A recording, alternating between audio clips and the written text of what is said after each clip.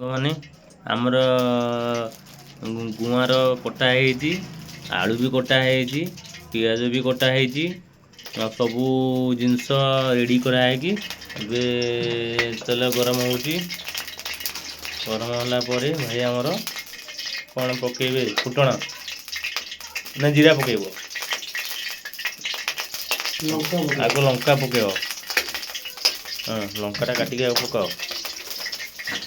ମୋ ହାତରେ ପଇଲାଣି ଭାଇ ଠାଇ ଠାଇ ହେଇକି।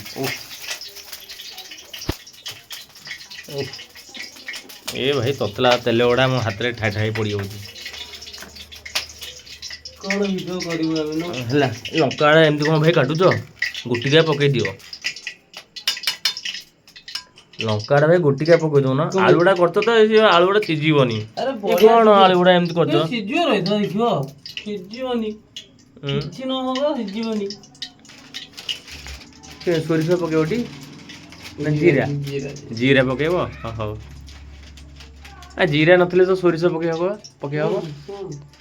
ହଉ, ଦେଖନ୍ତୁ ସାଙ୍ଗମାନେ, ଭାଇ ମୁଁ ତ କେବେ ରୋଷେଇ କରିନି, ଜାଣିନି, ସେଥିପାଇଁ ଭାଇ ପକଉଛି ଆଉ। ତାପରେ ଟିକେ ରୁହ। ହଁ, ପକେଇ ଦିଅ। ହଁ, ଏଇ ଠୋଠା ହେଇ ଫୁଟିବ। ଦେଖନ୍ତୁ, ହଉ, ହଁ, ଫୁଟି ଚାଲିଲା। ତାପରେ ପିଆଜ ପକେଇବେ ଭାଇ।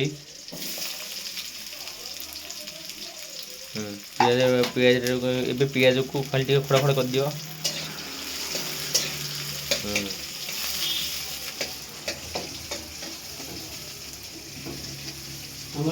ପିଆଜ ଟିକେ ନାଲି ହେଇ ଆସିଲା ବେଳକୁ ତାପରେ ଗୁଆଁର ପଡ଼ିବ, ଆଳୁ ପଡ଼ିବ, ପକା ହେଇକି ଢାଙ୍କଣ ଦିଆହେବ।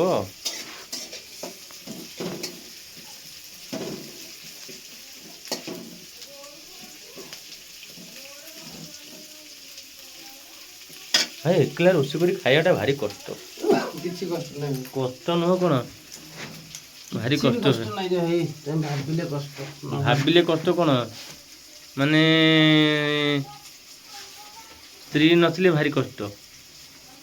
କଷ୍ଟ ନୁହଁ, ଆସିବ ରୋଷେଇବାସ କରିବ, ଖାଇବ।